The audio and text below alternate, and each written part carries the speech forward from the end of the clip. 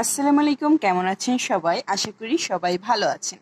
তো এখন আমরা করাবো চ্যাপ্টার 19 অর্থাৎ ক্যালকুলাস 1 এর গামা ও বিটা ফাংশন এই অধ্যায় সম্পর্কিত।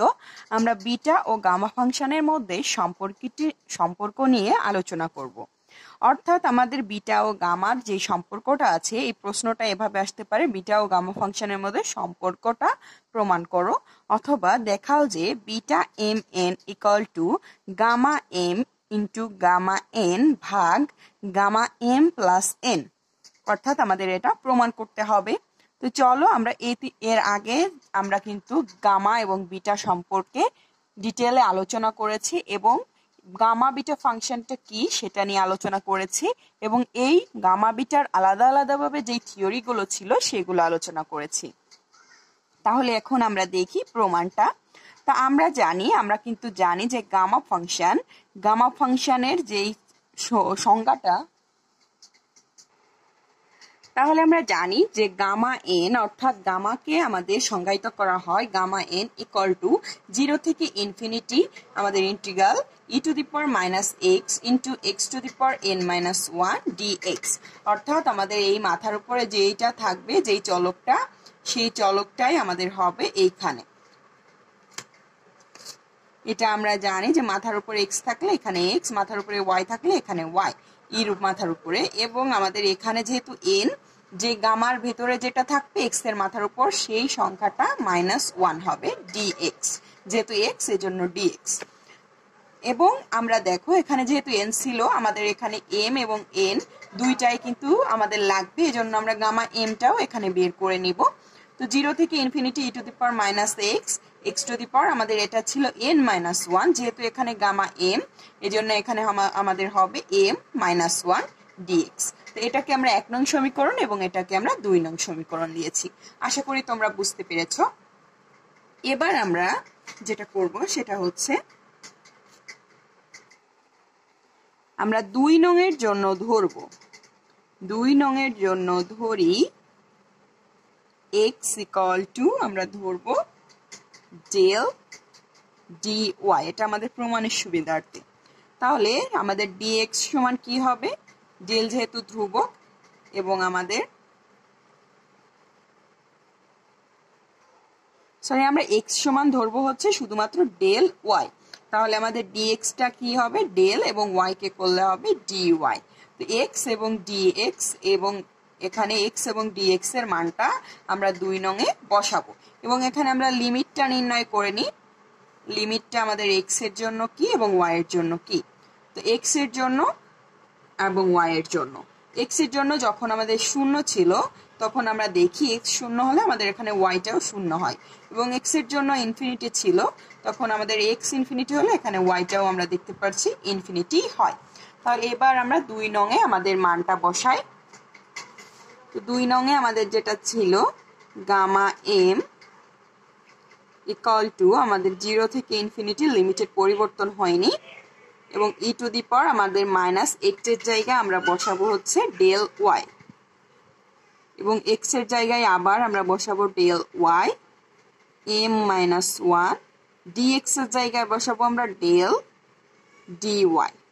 তাহলে এটাকে আমরা ক্যালকুলেশন করি। আমাদের লিমিট 0 থেকে infinity e to the power minus del y, এখানে ডেলটাকে আলাদা করে লিখলে ডেলের মাথার উপরে এম মাইনাস 1, আবার আমাদের y এর মাথার উপর m minus 1 into del d y. তো এটাকে যদি ক্যালকুলেশন করি, তাহলে এখানে আমরা যদি ক্যালকুলেশন করি আমাদের হয় 0 থেকে infinity e to the power minus del y, এখানে ডেলের মাথার উপর আছে m মাইনাস 1 এবং এখানে আছে একটা ডেল, তাহলে এর মাথার উপর আছে 1, তাহলে এই 1 এবং এই মাইনাস 1 কেটে যাবে, তাহলে আমাদের কি থাকবে? শুধুমাত্র থাকবে ডেল এম, এবং আমাদের y এর মাথার উপর আছে m মাইনাস 1 ডি ওয়াই। তাহলে আমাদের ডেল এম এর মান আমরা পাচ্ছি এইটা। এইটাকে আমরা দিব 3 নং সমীকরণ। এবার আমরা যে কাজটা করব, আমাদের ডেল এন এর মানটা বের করব। তো ডেল এন এর জন্য আমরা ধরে নেব x ইকুয়াল টু শুধুমাত্র ডেল ধরে নেব। তাহলে 1 নং এর জন্য আমাদের 1 নং ছিল এটা, 1 নং এর জন্য ধরি x = শুধুমাত্র ডেল। তাহলে আমাদের 1 নং এর মানটা কি হবে আমরা দেখি। 1 নং এ ছিল ডেল n, তাহলে আমাদের হবে, তাহলে এখানে আমাদের dx এর জায়গায় শুধুমাত্র হবে d ডেল, তার d ডেল হবে। এখানে আমাদের লিমিটের কোনো চেঞ্জ হবে না। দুঃখিত, আমাদের এটা হচ্ছে গামা চিহ্ন এবং এইটাকে বলা হয় ডেল। তো আমার হচ্ছে আমার বলার ক্ষেত্রে আমার এটা হচ্ছে ঘুরিয়ে গেছে। তাহলে আমাদের এখানে গামা n সমান যেটা ছিল সেইখানে শুধুমাত্র আমরা x = ডেল বসাবো। তো x = ডেল বসালে আমাদের থাকে 0 থেকে ইনফিনিটি। এখানে আমাদের লিমিটের কোনো পরিবর্তন হবে না, শুধুমাত্র e⁻x এর জায়গায় হবে e⁻ডেল। তারপরে আমাদের x এর জায়গায় হবে ডেল n-1 d ডেল হবে, dx এর জায়গায় হবে d ডেল। আশা করি তোমরা বুঝতে পেরেছো। তো এটাকে আমরা দিব এবার 4 নং সমীকরণ। তো এবার প্রমাণের সুবিধার্থে আমাদের প্রমাণে দেখো ছিল গামা n এবং গামা m, এই দুইটা ছিল গুণ আকারে, সেহেতু আমরা এখানে গামা m যেটা পেয়েছি এবং গামা n যেটা পেয়েছি সেই দুইটাকে গুণ করব। অর্থাৎ 3 নং এবং 4 নংকে আমরা যদি গুণ করি তাহলে আমরা কি পাবো, 3 এবং 4 কে গুণ করলে আমরা পাবো হচ্ছে গামা m ইন্টু গুণ গামা n = আমাদের প্রথমে লিমিট হচ্ছে 0 থেকে ইনফিনিটি। আমাদের যেহেতু দুইটা লিমিট আছে, দুইটা ইন্টিগ্রেশনের লিমিট আমাদের দুইটাই দিতে হবে। এবং এখানে দেখো e⁻এর মাথার উপর আছে -del y, এখানে e⁻এর মাথার উপর আছে -del। তাহলে e⁻ মাথার উপরে আছে -del, ডেলটা যেহেতু দুই জায়গায় আছে আমরা ডেলটা কমন নিব। ডেলটা কমন নিলে এখানে আছে y এবং এখানে কিন্তু শুধুমাত্র 1 থাকে, তাহলে আমাদের হবে e⁻y